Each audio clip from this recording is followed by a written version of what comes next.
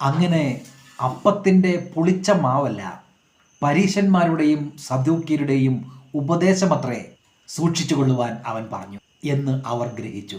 മത്തായിയുടെ സുവിശേഷം 16-ാം അധ്യായം 17-ാം വാക്യം.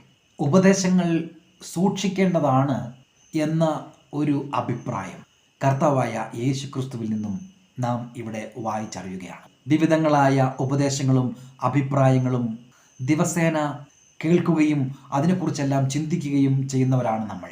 സൂക്ഷിക്കേണ്ടതായ ഉപദേശങ്ങളെക്കുറിച്ച് വ്യക്തമായ ഒരു കാഴ്ചപ്പാട് നമുക്ക് ഉണ്ടായിരിക്കേണ്ടത് ആവശ്യമാണ്. സഭയിലെ വിശ്വാസികളുടെ പരിജ്ഞാനക്കുറവുകൾ, അവരുടേതായ മിസ്റ്റേക്കുകൾ, ഇതെല്ലാം ചൂണ്ടിക്കാണിച്ച് വിമർശിച്ചുകൊണ്ട് ദൈവമില്ല എന്നുള്ള ഉപദേശം കൊണ്ടുവരുവാൻ ശ്രമിക്കുന്നത് വലിയ പൊള്ളത്തരമാണ് എന്ന് നാം മനസ്സിലാക്കേണ്ടിയിരിക്കുന്നു.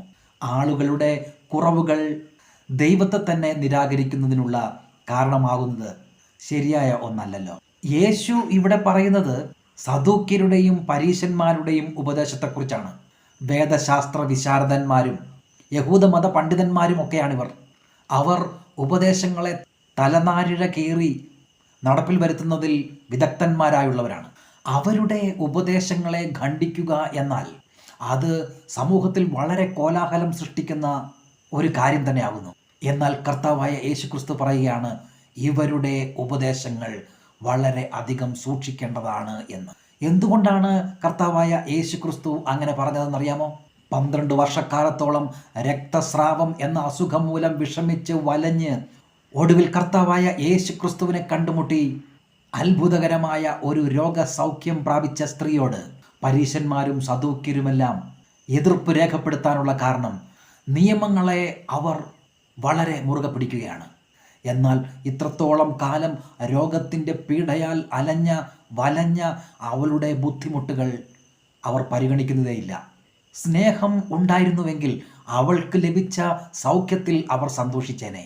മനുഷ്യരോടുള്ള സ്നേഹത്തെക്കാൾ, പരിഗണനയേക്കാൾ നിയമങ്ങളിലെ കാർക്കശ്യം ആയിരുന്നു അവരുടെ ഉപദേശത്തിൽ അടങ്ങിയിരുന്നത്.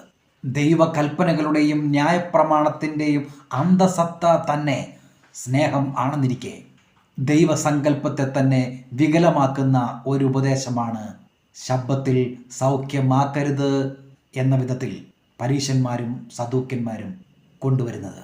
കർത്താവായ യേശു ക്രിസ്തുവിൻ്റെ സ്നേഹം, അവൻ്റെ കരുണ, ഇതെല്ലാം ധ്യാനിച്ചുകൊണ്ട് അവൻ്റെ രാജ്യത്തിനനുസൃതമായുള്ള ഉപദേശങ്ങൾ മുറുകെ പിടിച്ചുകൊണ്ട് നമുക്ക് ജീവിക്കാം.